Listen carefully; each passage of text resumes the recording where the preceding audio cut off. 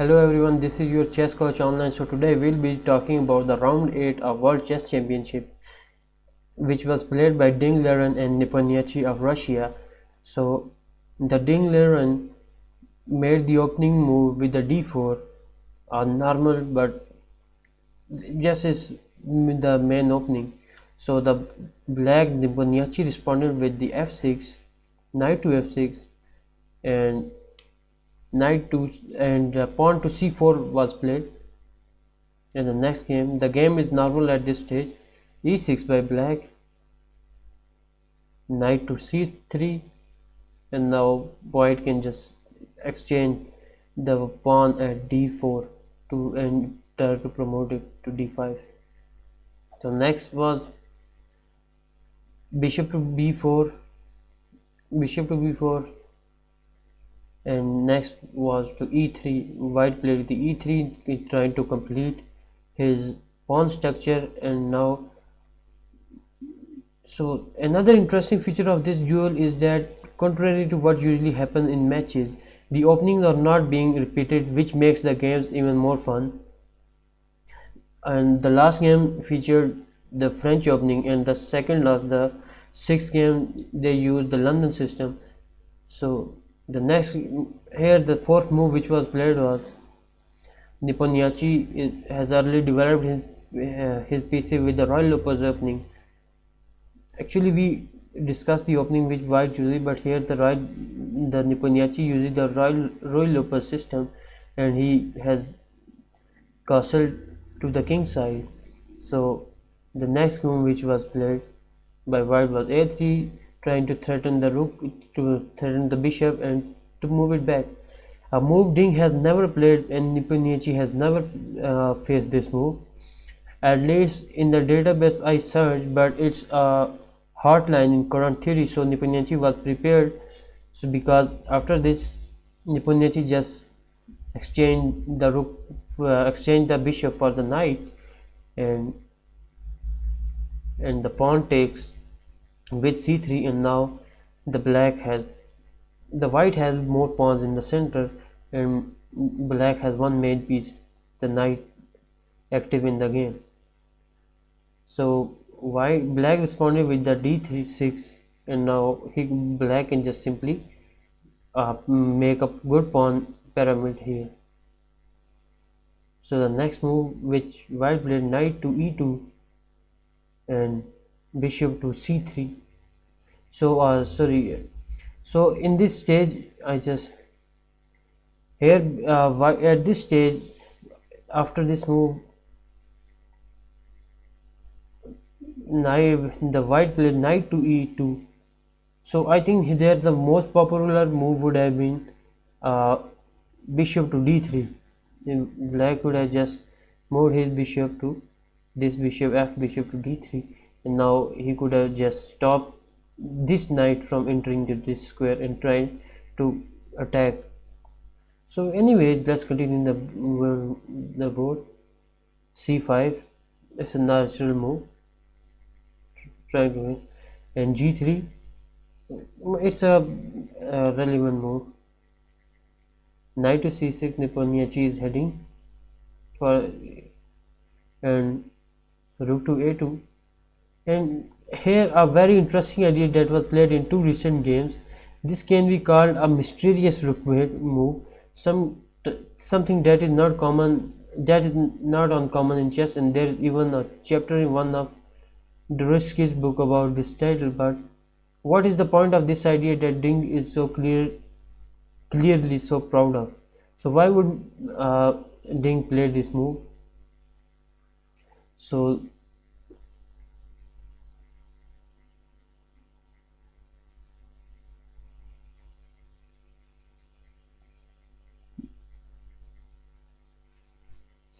it's actually why I played this is because it's a lower piece, and now you can just simply open, and in next move you can just simply go for the castle.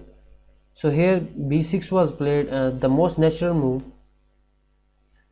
the natural move, also a novelty. Again, in the match, opening theory ends early. So now we are in the middle game, in the next game, which was move which was played e5. Now at this time Ding is completely secured with the e4 pawn. He can just simply move it and get good pawn chain, and now then exchange go for, because he knows, Ding knows that he has double pawn, so he would like it to just completely, instead of just giving up freely, he would like to exchange this.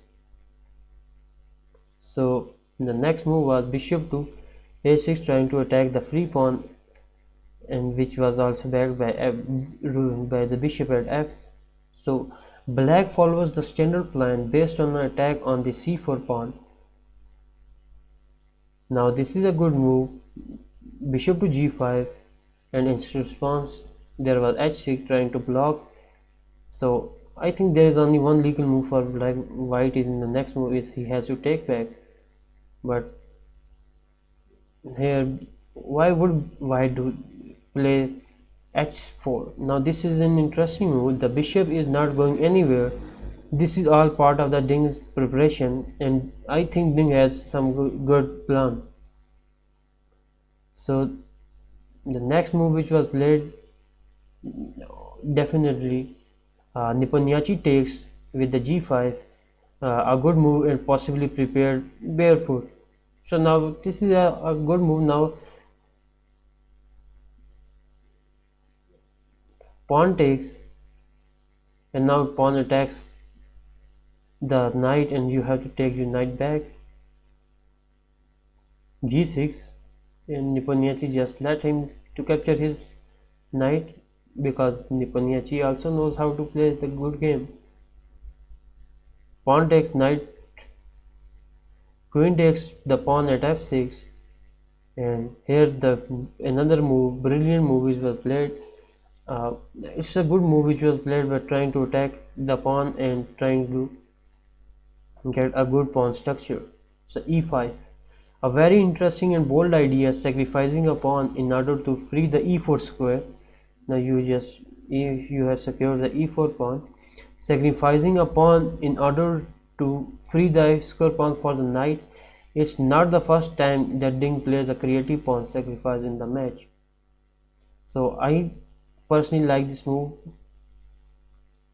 So the next move was the pawn exchange d5, and instead of just taking the pawn at e5, white just simply moves further, trying to attack the knight and the pawn at the same time, and to get advantage of its double pawn. So next move was knight to e7. Knight to e7 here, this is a difficult moment of the game, as both players have many options on every move. So the white completely, instead of taking the pawn, move further, and the white will knight to f5, knight to f5 in order to exchange the knight, and which instead of just exchanging the pieces, white just threatens and attacks the black's queen, and the black has to move. Now queen goes back, queen to d8, the right square. It's important to keep an eye on the d5 pawn and on the h4 square. So as you know, this game ended in a draw between Ding Liren, and now in the game Nepomniachtchi is up by the 1 point in the tournament.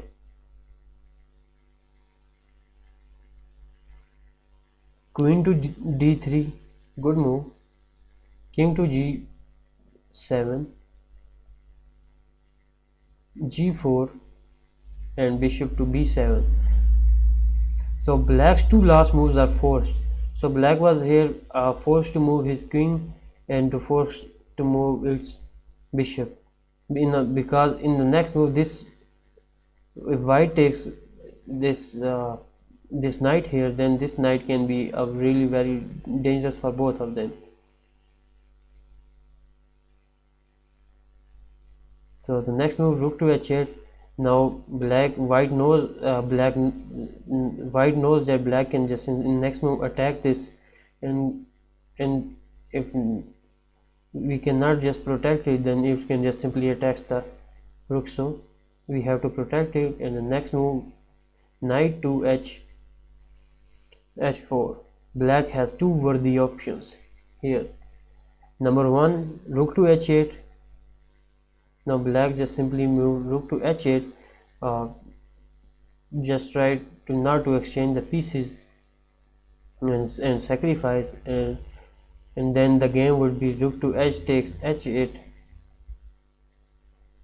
Then here black, what if the black just move here rook here, then in simply game white takes the knight and black takes with the rook again, and the game continues. So instead of that, the pawn to g5 was played, and bishop to e4. Now this, according to the Indian, a blunder that leads to the lost position. This was a blunder, and why that was a blunder? Because it's just a one, you're giving a one piece, simple one piece for nothing, which white takes, and now white has one free bishop and up by 2 points. Knight to f5. Now as you can see, the white has black has not a good plan. Rook to d2, another good move. This move was missed by Nepomniachtchi, but it's a good move though. By Nepomniachtchi didn't go for this. They haven't seen this move. Rook to h8. Now looking to sacrifice and exchange the pieces, and which white does, and now black has to bring his queen, and d7 was played.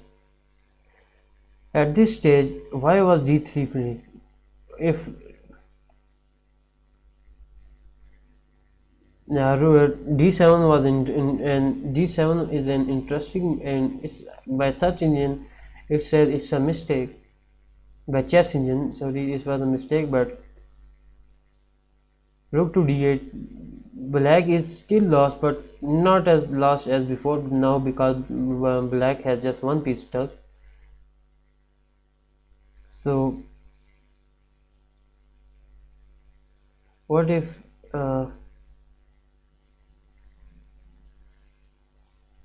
so black moves and white takes the pawn and gives a check. White takes the pawn at e5 and gives a check, and now king moves h7 and queen gives a check at the king, and he has to move g7, and now if white wants, he can just give a check, exchange the pieces.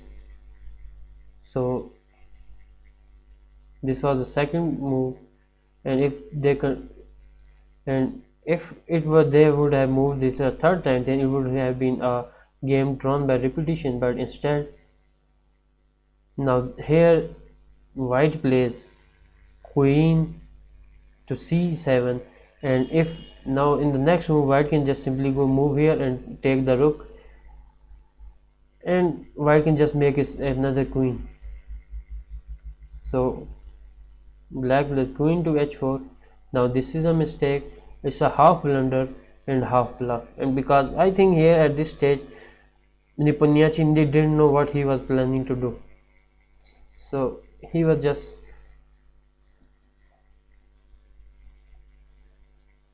and this was a blunder. King to d8, king to d1. Ding calculated a few lines, but probably believed his opponent more than he should have. So pawn takes, and now the black has moved the thread, because now if the move queen moves, then the black is still in the game. King to c2 and queen to e7. It's just not, it's a mistake, but the game can just simply move h4. Here the h4 is a better move. After this, Here the h4 would have been a good move, but he made the e7. So if it was h4, then it would have kept the game moving. So bishop to g2, this allows a nice saving resource. e5 and uh, bishop to e4, which is a good move. Knight to h6, queen takes a7, and Ding is winning again at this stage. And knight to g4, and now it's a desperate move. I when I first watched this, and I said this was game just to make a move. So next was bishop to f3 is again a blunder, missing black's reply. So bishop knight takes f2 is a good move. Rook to f2, e4. Black has an excellent counterplay now and may even think of playing for a win. e2. It's a good move because now if black takes, now you can simply take his queen and win the material.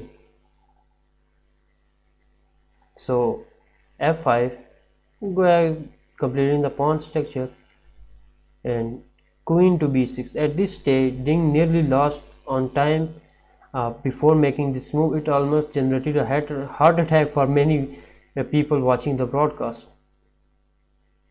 So rook to d7, queen to b8, and now the game is just going for the draw. Queen takes queen, rook takes the queen, bishop takes the pawn. It's better to sacrifice the bishop before black king arrives on e5. And black king just simply arrives here and the pawn become unstoppable. So pawn rook takes pawn, king to f6, and the rook to e8, trying to lock the whole file. Exhausted by all the tension, the players agree to draw at this point. This is certainly one of the most dramatic World Championship games ever. So what if the game would have complete, then g5 would have been a game, and many variations lead to this draw. And I can show you one of this, but but at the sake of the video, this was all the match. This was played, and this was a draw between Ding Liren and Nepomniachtchi, and this was the 8th round of World Chess Championship. So I hope you like this video and review, and please like and subscribe my channel. Thank you for your support.